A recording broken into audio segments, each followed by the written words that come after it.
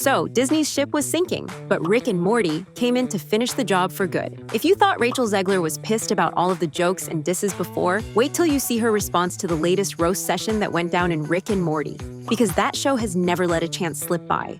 Okay, so you know how Rick and Morty is basically that one unbothered genius at the party who's smarter than everyone? Yeah, that show has made a whole career out of dragging pop culture through a cosmic blender. It's like nothing is sacred in that universe. Movies, franchises, even entire fandoms are roasted. And they don't just do it for laughs. They go in with that sci-fi twist that somehow makes the absurd feel alarmingly deep. Let's rewind to some of their best hits. Remember that episode Something Rick This Way Comes? Oh, they bodied Stephen King's Needful Things with that one. It's all about cursed trinkets and moral lessons. So Rick opens up a rival store across the street, selling the same stuff without the curse. This aftershave made women want me, but it also made me impotent! A price for everything, Mr. Goldenfold.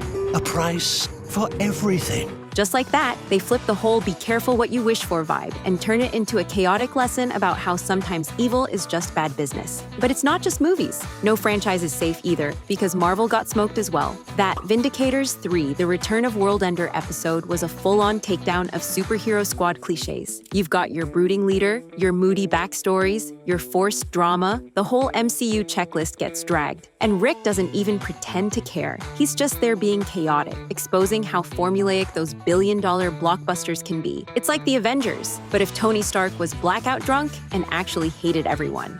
Shred this universe down to its last atom. And then create a new one. Does he really speak for everyone here? Now here's the thing, even Disney couldn't escape the shade. There's this one line, "You're using Disney bucks at Caesar's Palace." And it sounds throwaway, but it's actually brutal. Basically, they were calling out how Disney has turned imagination into a brand. Fantasy used to be magical. Now it's all about profit margins and synergy. You're not living a dream, you're cashing in rewards points. Which brings us to what's coming next, the Snow White remake. And honestly, it's already a mess. The casting stirred up drama, the script changes got fans heated, and Rachel Zegler has been catching serious heat online for her comments about the original story. It's like every time she speaks, a new debate breaks out. So you know this is the exact kind of chaos Rick and Morty love to sink their teeth into. So if they do decide to roast this remake, it's not gonna be subtle. Imagine an alternate dimension where fairy tales have been so reimagined that they don't even make sense anymore. Maybe Snow White is a war strategist, maybe the dwarves are unionized, or maybe the mirror is a smartphone with a TikTok filter telling her she's not trending anymore. It'd be a hilarious mess, but also a razor-sharp look at how far modernizing can go before the original charm is completely gone. Sounds familiar, right? It's basically what's happening behind the scenes in real life. The show would use that stress to unpack how impossible it's become to meet everyone's expectations, all while trying to do something new. But what exactly has Disney done to create such a cursed image of itself? It all boils down to Rachel's outbursts. Let's rewind to 2022, when Disney was gearing up to drop its shiny new live-action, Snow White. Everyone expected the usual red carpet promo tour, some sweet interviews, and maybe a viral soundbite or two. What no one expected was that the lead actress herself would start throwing shade at the original movie before the remake even had a release date. Rachel Zegler, the fresh-faced Snow White of Gen Z dreams, didn't exactly tiptoe around her opinions. In fact, she straight up called the 1937 animated classic outdated. I just mean that it's no longer 1937, and we absolutely wrote a Snow White that is not going to be saved by the prince. She's not going to be saved by the prince, and she's not going to be dreaming about true love. And when it came to the prince, she described him as a guy who literally stalks her. Oh yes, she said that out loud and publicly. And if you thought that was just a one-time spicy take, think again. Rachel wasn't done. At the D23 Expo, the big Disney convention where magic is supposed to happen, she doubled down. This wasn't going to be a story about a princess waiting for some guy to save her. She said, not this time. This Snow White had other plans. Weird. Now, was she trying to give the story a modern twist? Probably. Did she expect the internet to come for her with pitchforks? Definitely not. But the backlash was immediate and brutal. Critics accused her of trying to turn the classic tale into a cringy girl boss meme. Think pieces started flying, saying feminism doesn't mean you have to burn every fairy tale with a prince in it. Some people pointed out that, hey, maybe wanting love or choosing traditional roles doesn't automatically make you anti-feminist. Wild concept, right? Then a brand strategist chimed in with a very public read, saying Rachel sounded sounded like she skipped media training altogether. They flew an executive, one of the producers, out to go visit personally with Rachel Zegler to say, could you please take that down? Because we understand you can have your political views, but those aren't really helpful while you're trying to build an audience for a movie. Maybe you could save them for like your diary and your friends, but like maybe not, maybe just take the tweet down. And she wouldn't.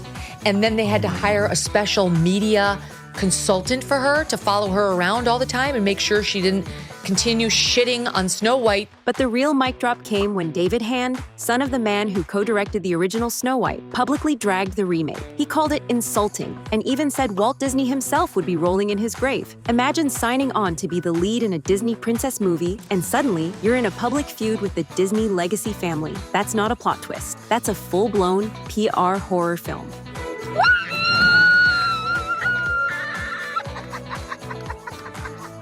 And just when it couldn't get any messier, it did. Enter the Daily Wire, the conservative media outlet that saw all the drama. And instead of grabbing popcorn like the rest of us, they decided to do what no one asked for, create their own version of Snow White. They called it Snow White and the Evil Queen, starring their own commentator Brett Cooper. It was supposed to release in 2025, right around the same time as Disney's remake, as a kind of ideological counter-programming. Was it petty? Absolutely. But was it effective? Not really, because by December 2024, Cooper had already left the company, and since then, there have been no updates, no trailers, nothing but ghost town energy.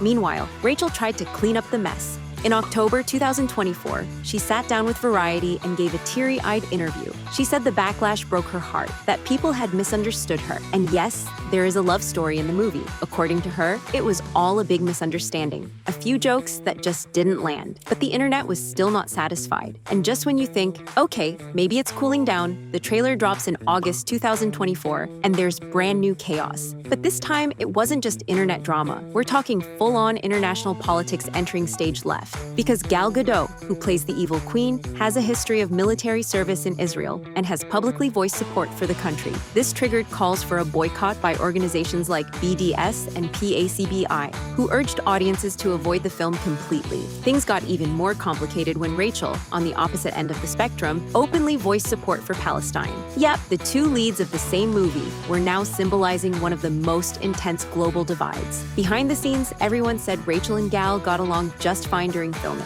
but outside the studio, all hell was breaking loose. Gal even started receiving death threats over her political views. Disney had to step in and beef up her security. Meanwhile, boycott calls were now echoing not just from international activists, but also from American conservatives. Yes, another boycott. Right after the 2024 presidential election, Rachel did what many celebrities probably wanted to do, but didn't. She hopped on Instagram and posted exactly how she felt. And it wasn't subtle. She wrote F Donald Trump, bold, and then added, May Trump supporters and Trump voters and Trump himself never know peace. That post went viral for all the wrong reasons. Conservatives immediately lit up social media, demanding Disney recast her. Hello, Disney. You're going to have to redo your film again because this woman is a pig and you fired Gina Carano for far less than this nonsense. Later, Rachel issued an apology. She said she didn't mean to hurt anyone, but by then, the damage was done. You can delete a post, sure, but once the internet's seen it, it lives forever. Here's the thing though, the entire blame of this Disney disaster doesn't rest on Rachel.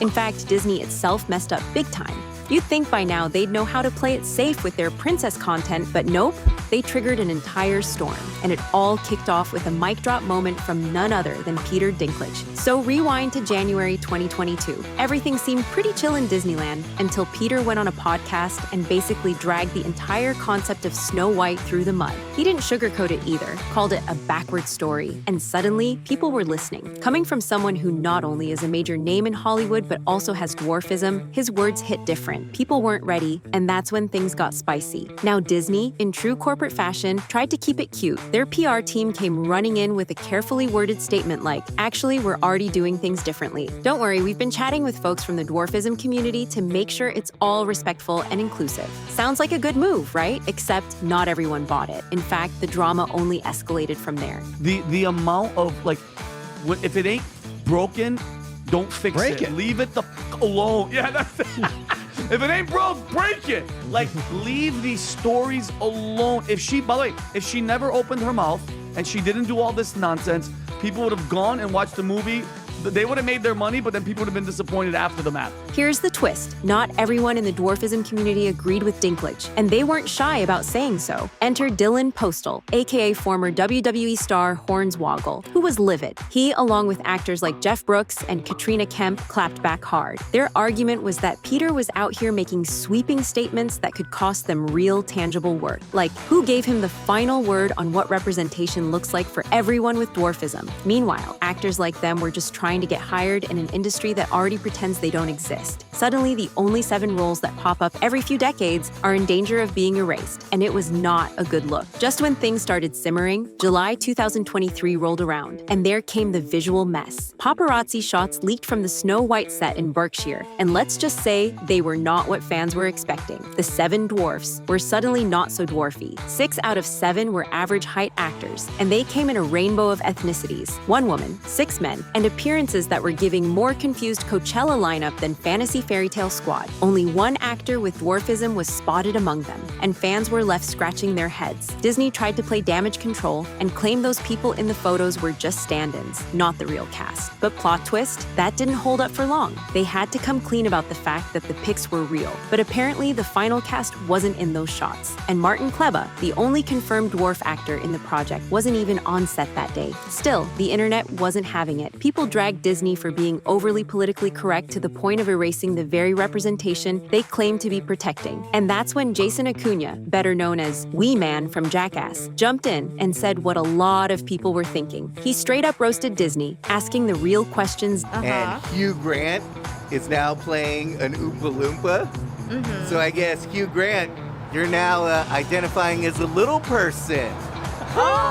Dylan Postal backed him up like a hype man with receipts. He defended the original 1937 characters, saying they weren't offensive, they were iconic. They were literally the only major roles for actors with dwarfism in a mainstream beloved film. And now, Disney was out here trying to act like they were never cool to begin with. That was the real insult. Postal and others were furious that decades later, instead of building on what existed, Disney was pretending it never mattered in the first place. Fast forward to October 2023, and Disney's next move was digitally safe. They dropped the first official image of the 7 dwarfs, and they were all CGI, not a single live-action actor in sight. The models were super close to the 1937 designs, but now everything was animated to avoid controversy. And to make sure no one could accuse them of anything, Disney removed the word dwarfs from all the marketing. No 7 dwarfs in press releases, no mention in dialogue, just the names: Bashful, Dopey, Sleepy, and the gang. And that's how the story came to an end.